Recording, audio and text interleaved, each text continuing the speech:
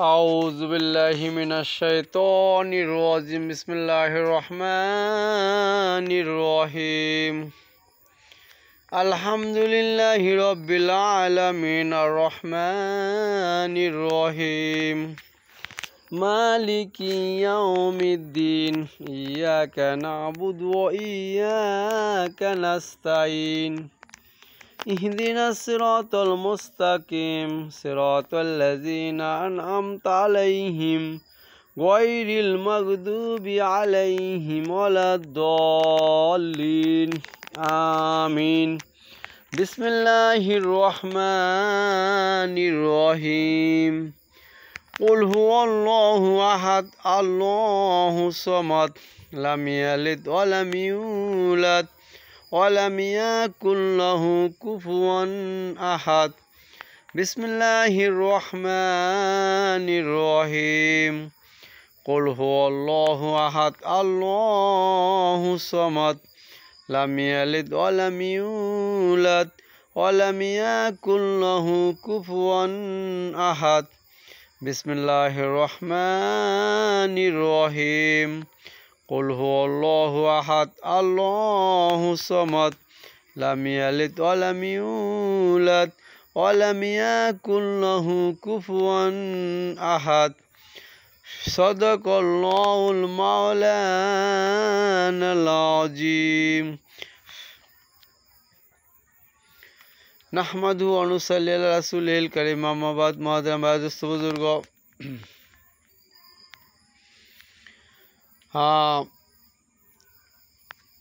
বড় লোকের ছেলেরা অনেকে মনে করে যে অনেকে যদি এটা মনে করে যে বড় লোকের ছেলে হইলে ভালো আর গরিবের ছেলে হইলে খারাপ বা মধ্যবিত্ত হইলে খারাপ বা ভালো এই ব্যাপারে আলোচনা এখন যেটা গরিবের ছেলে হইলে খারাপ এটা ভাবা যাবে না বড় লোকের ছেলে হইলে ভালো এটাও ভাবা যাবে না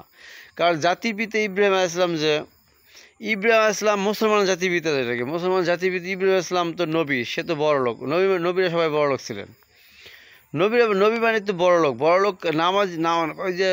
কথা আছে নামাজিরা নয় যে গরিব অর্থাৎ নামাজিরা যদি নয় যে গরিব তাহলে নবীরা ছিল সবাই বড় লোক না হিসেবে তো ইব্রাহিম ইসলাম অবশ্যই বড় লোক ইব্রাহিম ইসলামের ছেলে ইসমাইল ইসলাম তো বড় লোক তা নবীরা তো রাজার মতো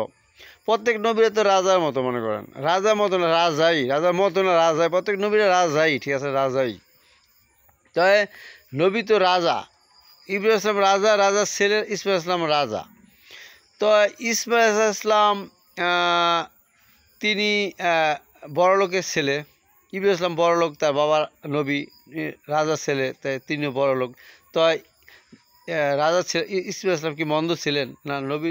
রাজার ছেলে রাজা হয়েছেন অর্থাৎ নবী ছেলে নবী হয়েছেন তাহলে ইসমাইল ইসলাম কি ভালো না তো ভালো লোকের ছেলে ভালো হয় কেমন ক্ষেত্রে যেমন ইব্রাহিম ইসলামের ছেলে যে ক্ষেত্রে ভালো এই ক্ষেত্রে আবার ভালো লোকের ছেলে খারাপ এমন আছে যেমন নূহ ইসলামের ছেলে কেনান কি খারাপ ছিল না নূহ ইসলাম নবী ছিলেন রাজা ছিলেন কিন্তু ছেলে তো কেনান তো কাফের হয়ে মরছে পানিতে ডুবে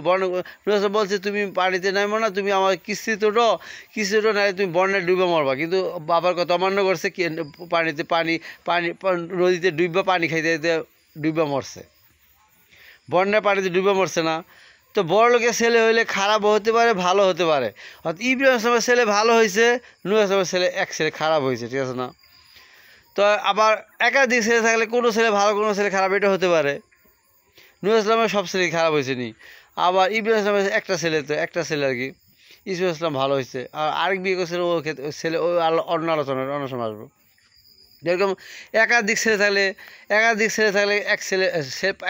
একটা বাপের মনে করেন 5 ছেলে মেয়ে 5 ছেলে হাতে 5টা আঙ্গুল মনে করেন যে সমান না অর্থাৎ একটা ছেলে ভালো হতে পারে একটা ছেলে মেয়ে খারাপ হতে পারে একটা ছেলে মন্দ হতে একটা মেয়ে ভালো হতে পারে এমন হতে পারে মধ্যবিত্ত পরিবারে এরকম কোনো ছেলে ভালো হতে পারে কোনো মেয়ে খারাপ হতে পারে বা কোনো মেয়ে ভালো হতে পারে কোনো ছেলে খারাপ হতে পারে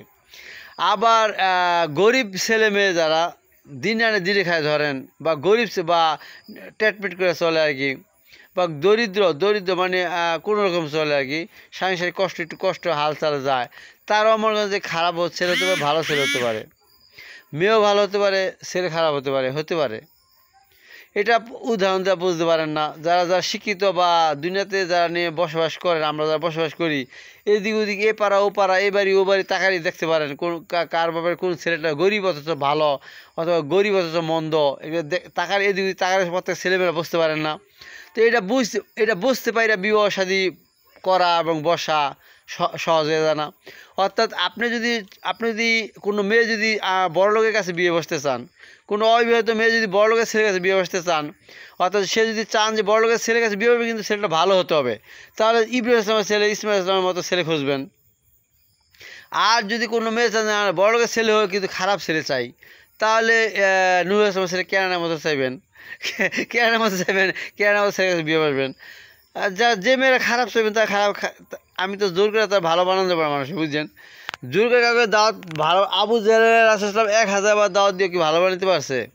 কিন্তু আমাকে চাই সবাই যে কেউ খারাপ স্বামী গ্রহণ করুক,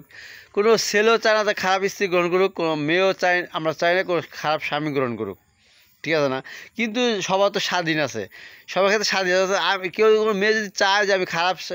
বড়লোকের ছেলে চাই কিন্তু খারাপ ছেলে চাই, তাহলে কে বেছে নেবেন, ঠিক আছে না? আর যদি যে মেয়েরা যে বড়লোকের ছেলে চায় কিন্তু ভালো ছেলে চাই, তাহলে ইসমাইল ইসলামের মতো ছেলে খুঁজে নেবেন, ঠিক আছে না? আবার আবার মনে করেন যে গরিব ছেলের মধ্যে ভালো চান, গরিব ছেলের মধ্যে ভালো ছেলে এরকম আশেপাশে এই বাড়ি ওই বাড়ি এ পাড়া ও পাড়া এই গ্রাম ও গ্রাম ঘুরে দেখবেন, ভালো ছেলে থাকতে পারে না, গরিবের মধ্যে ভালো ছেলে থাকতে পারে না। বা গরিব আবার যদি মেয়েরা যদি গরিব হলেও হবে কিন্তু মন্দ ছেলে চাই, তাহলে এবার ওইবারই এপার ওপার ঘুরে দেখবেন মন্দ ছেলে কেরা তাকে ঘুরে ঘুরে দেখবেন, ঠিক আছে না? যাদের ব্যক্তিগত অধিকার। কিন্তু মন্দর ফলাফল কই? দোজকে, কবর আযাব, পৃথিবীতেও জেলখানা হয়তো, অথবা মদ খাইতে খাইতে মরা, অথবা খিদায় মরা, অথবা মারপিট খেয়ে মরা, মহল্লার মানুষের হাতে মার খেয়ে মরা, কোনো জায়গায় ধরা খেয়ে মরা, খারাপ হইলে মরা, এইভাবে মরা না ভাই। আর ভালো হইলে গরিব একদিন রাজা হয়ে যেতে পারে। অর্থাৎ কয়টা আজকে গরিব কালকে রাজা, আজকে ফকির কালকে আমির, আজকে রাজা কালকে ফকির, এটা আছে না? তো এরকম কিছু মানতে হবে। তাই বিবাহ শাদী ক্ষেত্রে যে মেয়ে ছেলেরা বিবাহ করবেন তারা এরকম কথা যে পূর্বে আলোচনা করলাম এরকম ক্ষেত্র অনুযায়ী বিবাহ শাদী করবেন, ঠিক আছে না? আল্লাহ হাফেজ। সুবহানাল্লাহি ওয়া বিহামদিহি, সুবহানাকাল্লাহুম্মা ওয়া বিহামদিকা, আশহাদু আল্লা ইলাহা ইল্লা আনতা, আস্তাগফিরুকা ওয়া আতুবু ইলাইকা। আসসালামু আলাইকুম ওয়া রাহমাতুল্লাহি ওয়া বারাকাতুহু।